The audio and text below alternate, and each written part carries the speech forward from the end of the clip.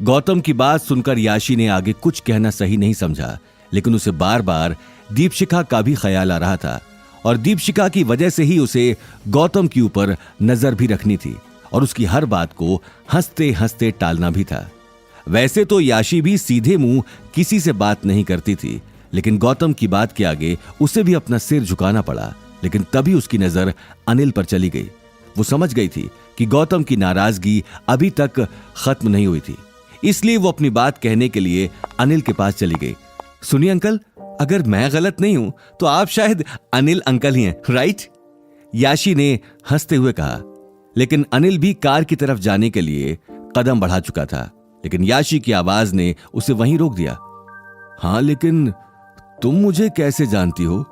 अनिल ने हल्की मुस्कान के साथ कहा, मुझे दरअसल गौतम की दोस्त ही समझ लीजिए। उसने हमारी एक बार हेल्प की थी, तभी मैंने आपके और आपके परिवार के बारे में भी सुना था। याशी ने मुस्कुराते हुए जवाब दिया। अच्छा। अनिल की आंखों में खुशी थी। वहीं गौतम बेमन से कार में उसके आने का इंतजार कर रहा था। Uncle, I am really sorry, वो ऑक्शन में अरेंजमेंट बहुत खराब था। मुझे पता लगा कि आपको उन्होंने क्या कहा। सच बताऊं तो मैं इस बात का अंदाजा भी नहीं लगा सकती कि आपके दिल में इस वक्त क्या बीत रही होगी। इस बार तो मैं कुछ नहीं कर पाई, लेकिन मैं कोशिश करूंगी कि आइंदा आप लोगों को कोई प्रॉब्लम ना हो। याशी ने समझाते हुए कहा, अरे नहीं नहीं बेटा, ऐसी कोई बात नहीं है। अब ये सब तो होता ही रहता है, इसमें इतना क्या सोचना। अनिल ने मुस्कुराते हुए जवाब दिया। अंकल, एक मिनट। ये बात कहते हुए याशी कार की तरफ चली गई। अनिल कुछ समझ नहीं पाया। गौतम हैरानी से उसे देखने लगा।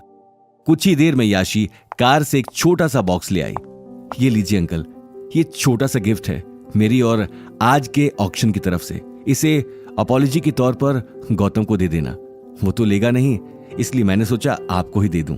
याशी ने हल्की मुस्कान के साथ कहा और बॉक्स अनिल को दे दिया। हाँ बिल्कुल बेटा, मैं गौतम को दे देता, लेकिन ये तो बहुत महंगा लग रहा है।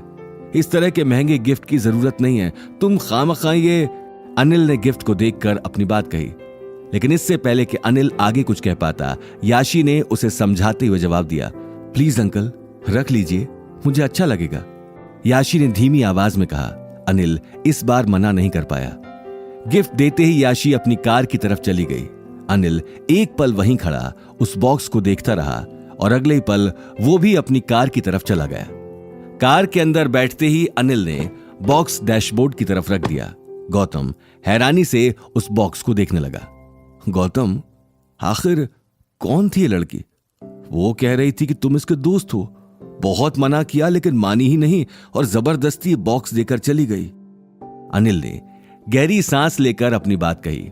हाँ डैडी जी, इसे मेरी पुरानी दोस्त ही समझ लीजिए। दरअसल मैंने इसकी एक बार मदद की थी, बस उस दिन के बाद हमारी बातें होने लगी। उस छोटी सी मदद के लिए इस लड़की का परिवार मेरा एहसानमंद हो गया है। मैंने कई बार मना किया है, लेकिन क्या करूं।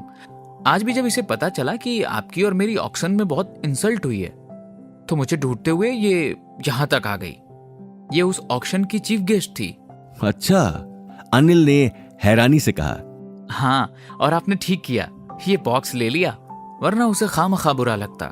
वैसे भी कोई प्यार से गिफ्ट दे तो मना नहीं करना चाहिए। ये कहते हुए गौतम को दीपशिखा का ख्याल आ गया, क्योंकि अगले 1 साल बाद उसे दीपशिखा से ही शादी करनी थी और वो इस 1 साल में किसी तरह की मुसीबत में नहीं फंसना चाहता था। लेकिन तभी गौतम की नजर उस बॉक्स पर चली गई। उसे अचानक ही उस बॉक्स में एक अजीब सी एनर्जी फील हुई। देखते ही देखते उसने वो बॉक्स उठा लिया।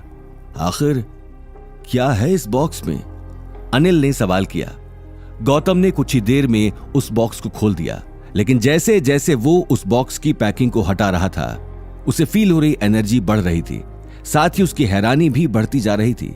तभी उसे बॉक्स के अंदर एक रेयर सैंडलवुड का टुकड़ा दिखाई दिया। उस रेयर टुकड़े को देखते ही गौतम की आंखों में एक अजीब सी चमक आ गई। वो उस टुकड़े को देखते ही समझ गया था कि उस टुकड़े की कीमत लगभग 5-6 करोड़ थी। लेकिन अनिल के लिए उस टुकड़े को समझ पाना और उसके बारे में जान पाना बहुत मुश्किल था। एक पत्थर का टुकड़ा?